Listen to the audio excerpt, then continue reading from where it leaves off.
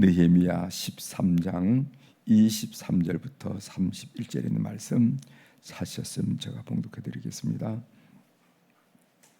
그때 내가 또 본즉 유다 사람이 아스돗과 암몬과 모압 여인을 맞아 아내로 삼았는데 그들의 자녀가 아스돗 방언을 절반쯤은 하여도 유다 방언은 못하니 그 하는 말이 각 족속의 방언이므로 내가 그들을 책망하고 조주하며 그들 중 몇 사람을 때리고 그들의 머리털을 뽑고 이르되 너희는 너희 딸들을 그들의 아들들에게 주지 말고 너희 아들들이나 너희를 위하여 그들의 딸을 데려오지 아니하겠다고 하나님을 가리켜 맹세하라 하고 또 이르기를 옛적에 이스라엘 왕 솔로몬이 이 일로 범죄하지 아니하였느냐 그는 많은 나라 중에 비길 왕이 없이 하나님의 사랑을 입은 자라 하나님이 그를 왕으로 삼아 온 이스라엘을 다스리게 하셨으나 이방 여인이 그를 범죄하게 하였나니 너희가 이방 여인을 아내로 맞아 이 모든 큰 악을 행하여 우리 하나님께 범죄하는 것을 우리가 어찌 용납하겠느냐. 대장 엘리야십의 손자 요아다의 아들 하나가 호론 사람 산발랏의 사유가 되었으므로 내가 쫓아내어 나를 떠나게 하였느니라. 내 하나님이여 그들이 제사장의 직분을 더럽히고 제사장의 직분과 유리 사람에 대한 언약을 어겨 싸우니 그들을 기억하옵소서. 내가 이와 같이 그들에게 이방 사람을 떠나게 하여 그들을 깨끗하게 하고 또 제사장과 레위 사람의 반열을 세워 각각 자기의 일을 맡게 하고 또 정한기 안에 나무와 점 익은 것을 드리게 하여 싸우니 내 하나님이여 나를 기억하사 복을 주옵소서. 아멘. 31절까지 함께 읽겠습니다.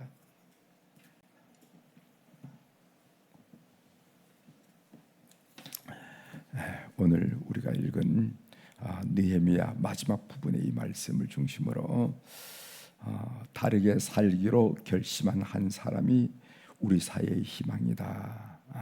이런 주제로 좀 같이 말씀을 나누도록 하겠습니다. 다르게 살기로 결심한 한 사람이 우리 사회의 희망이다. 그 한 사람이 지도자면 지도자일수록 좋지만은 꼭 지도자만 아니에요. 우리 평범한 우리 한 사람 한 사람이 나는 다르게 살아야 되겠다, 말씀 다르게 살아야 되겠다 하는 이 결심이 우리 사회의 희망이라 하는 것을 다시 한번 말씀을 좀 드리고 싶습니다. 오늘이 느헤미야 묵상의 마지막 시간입니다. 항상 성경을 읽을 때마다 참 어려운 성경도 있고 조금 접근하기 쉬운 성경도 있고 그렇지만은 성경을 읽을 때마다 끝나고 나면은 참 행복했다, 참 좋았다, 참 많은 은혜를 받았다 하는 그런 생각을 하게 되는데 느헤미야도 아마 그런 말씀 중에 하나가 아니었겠는가 생각합니다. 느헤미야를 마지막 마치면서 느헤미야를 묵상하면서 참 많은 은혜를 받았구나, 교훈을 얻었구나 하는 생각을 하게 됩니다. 유다의 바벨론 포로 이후의 역사를 조금 약술해 드리면은 오늘 느헤미야를 마감하면서 정리가 되지 않겠는가 하는 생각이 들어서 조금 약술해 드리도록 하겠습니다. 여러분, 이 남유다 왕국이 바벨론 제국의 느부갓네살 왕으로부터 멸망당한 해가 언제냐면은 BC 586년 또는 BC 587년 그 어간이라 이렇게 생각해요. 북이스라엘 왕국은 멸망당하지만은 이제 내일부터 우리가 배우는 말씀이 호세아인데 그 호세아가 바로 북이스라엘 왕국의 멸망 시즌에 예언 활동을 했던 분인데 우리가 호세아도 예언서이기 때문에 굉장히 어려운 말씀이지만은 공부하면 공부할수록 우리가 많은 통찰력을 얻고 교훈을 얻는 말씀이라 이렇게 여겨집니다. BC 586년에 남유다 왕국이 바벨론 제국에 의해서 멸망을 당합니다. 그 유명한 느부갓네살 왕으로 멸망을 당하죠. 그 바벨론 제국이 언제 페르시아 제국에서 메데라고도 하고 파사라고도 하죠. 바사라고도 하는데 이 페르시아 제국으로부터 언제 멸망받느냐 하면 약 50년, 그러니까 BC 539년, 586년 빼기 한 50년 하면은 539년에 바벨론이 바사의 고레스 왕, 그 유명한 고레스 왕, 이 고레스 왕에 의해서 멸망을 당합니다. 근데 이 페르시아는 정책을 그 이후에 바벨론 제국이나 그 이후에 아수르 제국과 다르게 정책을 썼어요. 그래서 그 지중해 연안에 있는 모든 나라들이 페르시아 제국의 속주가 됐는데, 보통 바벨론 제국은 어떻게 했냐면 그 나라를, 예를 들어서 남유다 왕국 같은 걸 완전히 멸망했어요. 그 문화, 그 종교 완전히 멸망시키고 거기는 지도자들을 포로 잡혔어요. 그것을 우리가 바벨론 포로라 이렇게 얘기하잖아요. 바벨론 포로. 그러나 이 고레스 왕, 이 페르시아 제국은 전혀 다른 정책을 썼습니다. 뭐라고 하면 총독을 보내고 그 민족이 가진 문화, 그 민족이 가진 종교는 그대로 하라고 그랬어요. 단지 중앙에다가, 궁중에다가 세금만 상납해라. 총독의 지도를 받고 세금만 상납해라. 이것이 페르시아 제국이었습니다. 그리고 전쟁 때 징병을 하면 징병에 응하는 것 정도, 그 정도만 요구하고 모든 문화는, 그리고 또 그 종교는 너희들대로 하라고 그랬어요. 그렇기 때문에 이 고레스 왕이 된 다음에 포로 귀환이 일어났습니다. 그래서 이 페르시아 고레스 왕이 된 이후, 그러니까 BC 539년에서 한 해 후에 538년에 제1차 포로 귀환이 일어납니다. 그러니까 수르바벨을 중심으로 해서 그 바벨론 포로 잡혀갔던 유대인들이, 이스라엘 백성들이 귀환이 돼요. 그러니까 예루살렘으로 귀환이 되는 겁니다. 그것이 제1차 포로 귀환인데, 그것을 지도한 사람이 수르바벨이에요. 수르바벨은 왕족 중에 하나입니다. 왕족 중에 하나로서, 지도자로서 그 백성들을 끌고 왔는데, 그들이 와 보니까 옛날에 가졌던 그 호화스러웠던 예루살렘 성전이, 솔로몬의 성전이 다 무너지고 말았어요. 그래서 그들이 제일 먼저 한 일은 뭐냐 하면은 성전 재건을 했습니다. 그것을 보고 수르바벨 성전이라 이렇게 얘기하는 거예요. 그들이 그 다른 것보다도 성전을 재건한 이유가 뭐냐? 그것은 우리가 이렇게 나라가 멸망되고 우리가 이렇게 포로 생활을 하게 된 이유가 뭐냐? 그것은 바로 하나님께 예배드리는 예배 생활이 게을렸기 때문에, 잘못되었기 때문에 생각하면서 그들이 성전 건축을 제일 먼저 하게 됩니다. 그 후에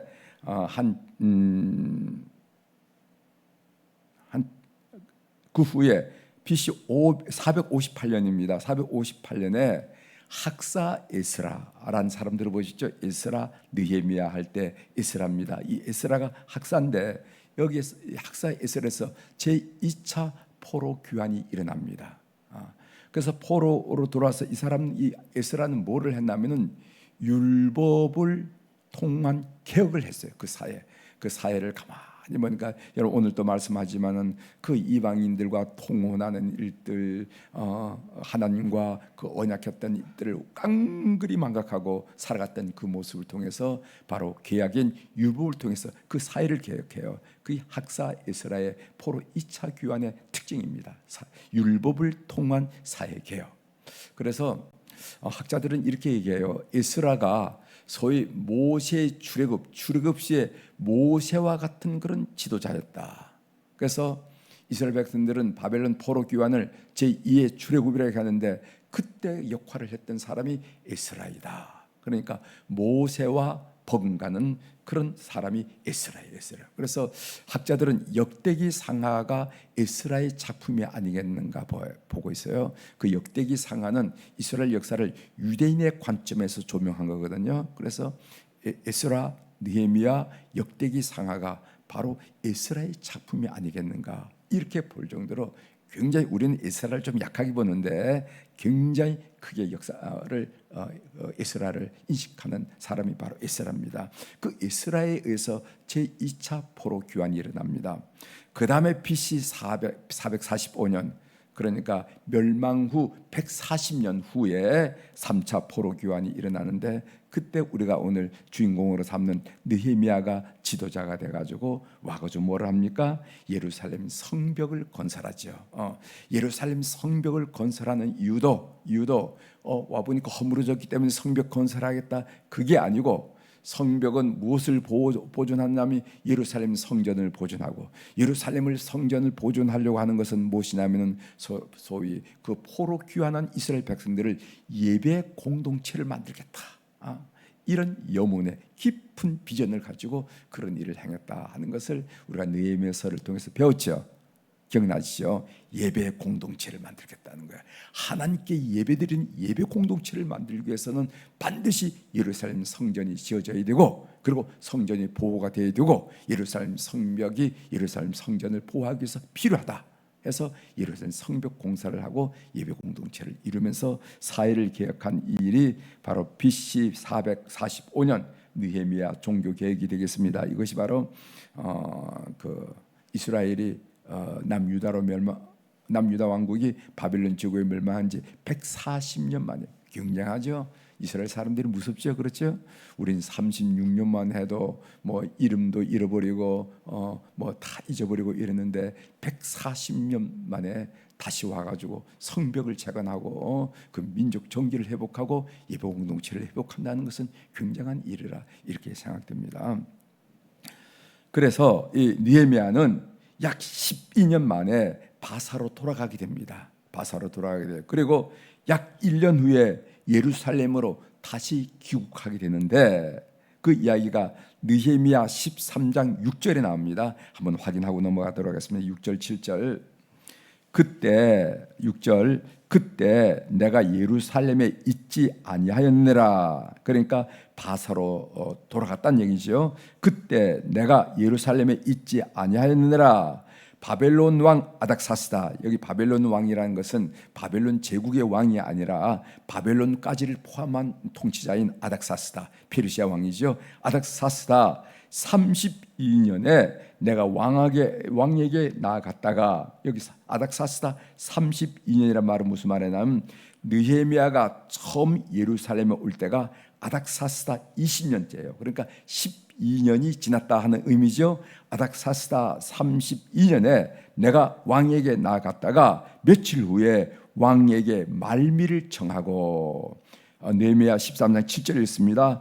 예루살렘에 이르서야 예루살렘에 돌아와 보니 엘리야십은 대제사장입니다. 엘리야십이 도비야를 위하여 하나님의 전뜰에 방을 만든 악한 일을 한지라.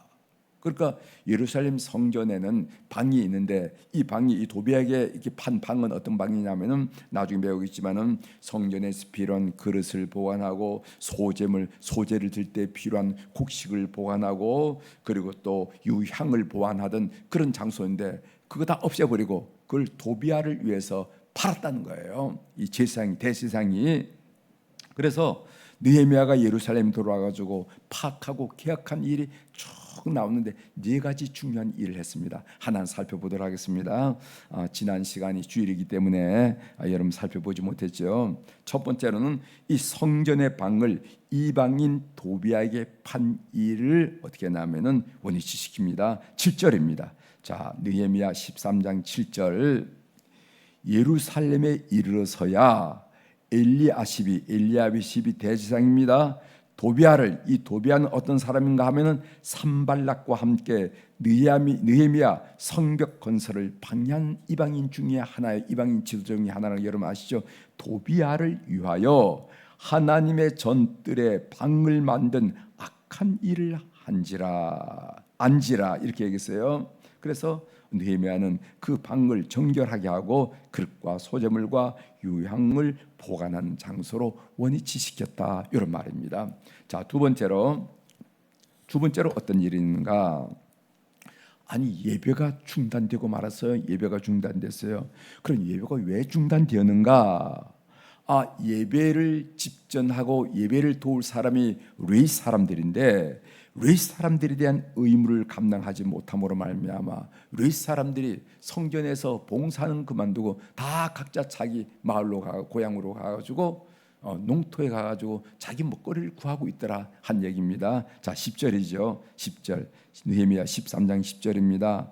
내가 또 알아본 즉 하나하나 눈여겨볼 거 아니겠어요? 또 알아본 즉 레위 사람들이 받을 몫을 주지 아니하였으므로 사람이 살려면은 먹을 거 있어야 되지 않겠습니까? 그래서 레위 사람들이 성전 봉사를 시키려면 먹을 것을 공급해야 되는데 레위 사람들이 받을 몫을 주지 아니하였으므로 그 직무를 행하는 레위 사람들과 노래하는 자들이 각각 자기 밭으로 도망하였기로, 살기 위해서 도망하고 말았다는 거예요. 그래가지고 예배가 중단됐어. 그래서 느헤미야가 백성들의 지도자인 민장을 꾸짖어서 백성의 의무를 감당하게 하며 예배를 회복했다 하는 두 번째 계획을 합니다. 그럼 세 번째로 안식일을 지키지 않았어요. 그렇게 안식일을 지키려는데 15절입니다. 느헤미야 13장 15절. 그때 내가 본즉 유다에서 어떤 사람이 안식일에 술틀을 밟고, 이 술은 포도주 틀을 말하는 거죠. 술틀을 밟고 곡식단을 나귀의 시로 운반하며 포도주와 포도와 무화과와 여러 가지 짐을 지고 안식일에 예루살렘에 들어와서 음식을 팔기로 그날에 내게 경계하였고, 이런 말입니다. 그러니까 안식일은 일하지 말라고 되어 있는데 이스라엘 백성들이 예루살렘에 들어와 가지고 말입니다. 음식물을 가지고 가서 들고 팔고 사고 팔고 사고 하더라 이거죠. 그래서 안식일에 성문을 닫고 안식일을 지키도록 강제한 내용이 그 다음번에 나온다는 겁니다. 그리고 이제 오늘 본문이에요. 오늘 본문이 뭐냐면은 이스라엘이 이방인과 통혼하더라는 겁니다. 여러분, 이스라엘과 율법을 가지고 종교 개혁을 할 때, 그 개혁을 할 때 지적했던 게 뭐냐면은 바로 이 통혼입니다. 이방인과 통혼하는 거. 그래서 오늘 이스라엘은 어떻게 하냐면요, 자기 머리털을 뽑으면서 우리가 이렇게 해서는 되겠느냐 하면서 얘기하는데, 오늘 느헤미야는 말입니다. 그 당사자들의 머리털을 뽑으면서 야단을 치는 장면을 우리가 읽지 않았습니까? 자, 23절입니다. 23절. 그때 내가 또 본즉, 여기 다 본죽합니다. 그 개혁을 하려 할 때 또 본죽하는데, 이것은 이렇게 관찰해 보니까, 조사를 해 보니까 문제가 있어서 그렇게 하나하나 개혁하는 것을 보는데, 23절. 그때 또 내가 본즉 유다 사람이 아스돗과 암몬과 모압 여인을 맞아 아내로 삼았는데 통혼이 일어나는 거예요. 그러니까 유대의 자녀들이 그 이방 여인들, 이방 남자들하고 결혼을 한다 이 말이지. 이런 일들이 일어나는 겁니다. 그러면은 이 느헤미야가 이방인과 통혼을 반대한 이유가 뭐냐? 반대한 이유가 두 가지를 오늘 적시하고 있습니다. 그 하나는 뭐냐면은 자녀들의 신앙 교육이 문제가 된다는 겁니다. 우리 아버지의 신앙을 자식들이 받아들이고 그 자식이 또 믿음을 시켜야 되는데, 자녀들이 언어를 못 내. 그 이야기 24절에 나옵니다. 그들의 자녀가 아스돗 방언을 절반쯤은 하여도 유다 방언은 못하니, 유다 말을 못하니 그 하는 말이 각 족속의 방언이므로, 그렇게 했어요. 유대 종교를 유대 여호와 신앙을 계대하려고 한다면은 이 말이 통해야 되는데, 도대체 아버지가 자식들한테 말이 통하지 않고 할아버지가 자식들하고 말이 통하지 않으니까 어떻게 이런 일이 가능하겠느냐, 이렇게 하면서 자녀들의 신앙 교육에 문제가 되지 않느냐 한 얘기를 지적합니다. 또 두 번째로는 하나님을 예배하는 예배자로 살지 못하게 한다는 거예요. 그러면서 그는 누구를 예를 들냐면 솔로몬을 예를 드는데, 27절 한번 보겠습니다. 27절. 너희가 이방 여인을 아내로 맞아 이 모든 큰 악을 행하여 우리 하나님께 범죄하는 것을 우리가 어찌 용납하겠느냐. 이 말이 무슨 말이 나옵니까? 26절 27절에 보면 오늘 느헤미야는 솔로몬의 예를 들어, 솔로몬이 하나님의 특별한 축복을 받았는데 솔로몬이 망한 이유가 뭐냐?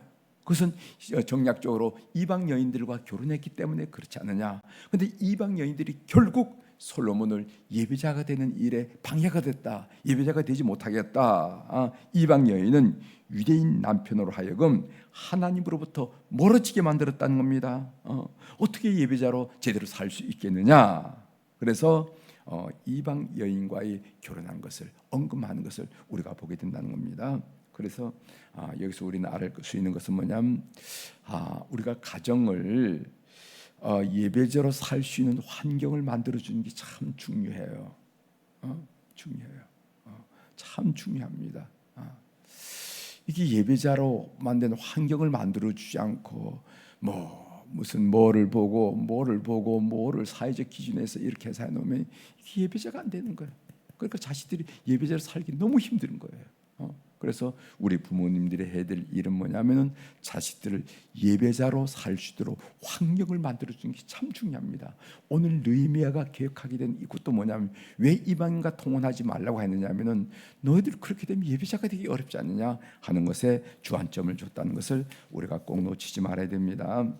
하나님의 음성 듣기로 한 말씀 드리고 마치겠습니다. 한 사람이 다르게 삶으로 사회를 변할 수 있다는 거지요.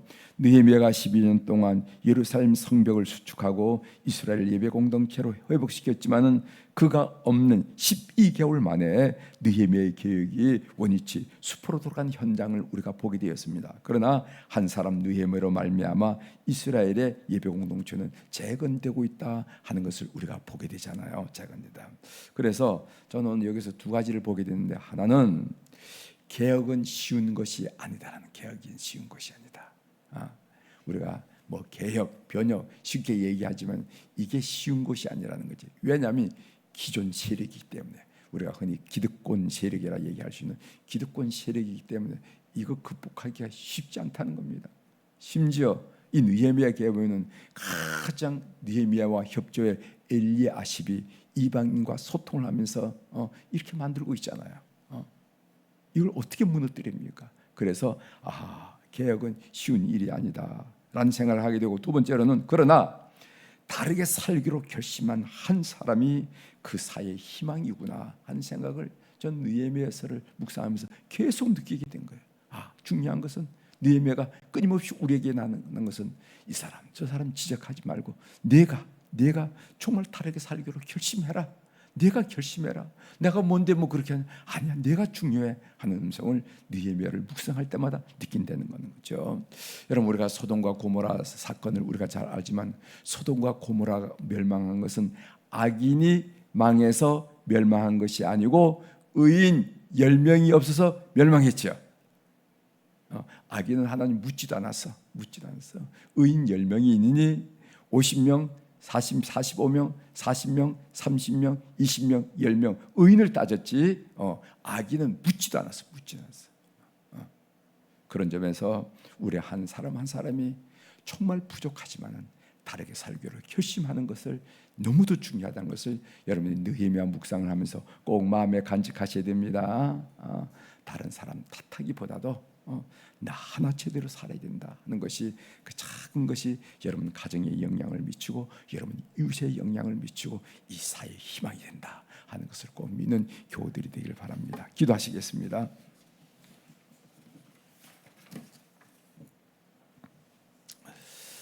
하나님 아버지, 오늘 느헤미야라는 출중한 지도자가 이스라엘 사회를 개혁해 나가는데 참 어렵구나 하는 생각을 하게 됩니다. 12년 동안 그렇게 애를 썼는데 잠깐 비운 12개월 사이에 원위치가 되고 수포가 되고 물거품이 되는 것을 보면서 개혁이 어렵다 하는 생각을 함에도, 그러나 한 사람이 다르게 살기로 결심한 것이 그 사회의 희망이 됨을 다시 한번 발견하면서 느헤미야를 마칠 수 있도록 도와주셔서 하나님 참 고맙습니다. 하나님, 우리도 느헤미야서를 마치면서 다른 사람은 고사하고 차치하고 살아도 내가 하나님 앞에 다르게 살기로 결심하는 이 결심이 있게 도와주옵소서. 이 결심이 우리 가족들에게 영향을 주고, 이 결심이 우리 집안에 영향을 주고, 이 결심이 나를 아는 사람에게 영향을 주고, 이 결심이 작은 샘물이 되어서 우리 사회를 맑게 하고 희망을 둔다는 것을 저희들이 기억하면서 그런 삶의 다짐이 이번 공부를 하는 가운데 마지막 우리 가슴에 넘치게 도와주시옵소서. 하나님 아버지, 오늘 또 우리 사랑 교우들이 주님 앞에 1000번째 헌금을 올려드리면서 이 새벽을 찬란한 새벽, 하루를 여는 기쁨의 새벽으로 늘 맞이할 수 있도록 도와주신 것 감사합니다. 하나님, 눈 밝으신 우리 하나님 아버지, 귀 밝으신 우리 하나님 아버지, 그래서 우리 눈이 주위에 지워진 눈물 자국 놓치지 아니하시고 우리 입가에서 간간히 나오는 한숨조차, 작은 읍조림조차도 놓치지 않으신 하나님께서 우리 모든 살아난 성도들, 내가 있지 않니? 내가 도와줄 거야, 나와 함께 가자, 나와 함께 발맞춰 가자 하시는 그런 주님의 격려와 그런 비전을 늘 듣는 우리 성도들이 다 될 수 있도록 도와주시옵소서. 그래서 어떤 장애물이 앞을 방해한다 하더라도 기도하면 되지 하면서 하나님의 살아계심을 믿고 선포하면서 나가는 우리 교우들이 다 될 수 있도록 은혜를 베풀어 주시옵소서. 하나님, 월요일날 우리 한우들을 위해서 마음으로 기도할 수 있도록 도와주셔서 감사합니다. 병원에 입원해서 참으로 수치의 변동으로 희망하고 절망하는 우리 사랑하는 환우들도 있습니다. 퇴원해서 이제 회복을 위해서 통원 치료를 받는 우리 교우들도 있습니다. 하나님 아버지, 수술을 받고 빠른 회복을 위해서 기도하는 교우들도 있습니다. 하나님, 각자의 처지는 다 다를지라도 오늘 또 시간과 공간을 초월하신 우리 거룩한 우리 성령님께서 그들을 방문하여 주셔서 그들의 영혼을 먼저 회복시켜 주시고 그들의 좌절하고 포기하고 절망 가운데 있는 그들의 심령을 회복시켜 주시고 그들의 육체도 하나님이 만드셨사오니 어디가 고장난지 어디가 부족한지 하나님이 가장 잘 아신 줄 믿사오니 회복시켜 주셔서 하나님의 사람으로 받은 사명 잘 감당하는 식구들 환우들이 되도록 주께서 역사하여 주시옵소서. 오늘 또 하늘의 주권과 땅의 주권을 가진 우리 주님의 권세 있는 이름으로 이 새벽에 선포합니다. 내 영혼이 잘된 같이 범사가 잘되고 강건한 축복을 우리 모든 교우들이 하루를 살아가는 동안에 받아 누리게 도와주옵소서.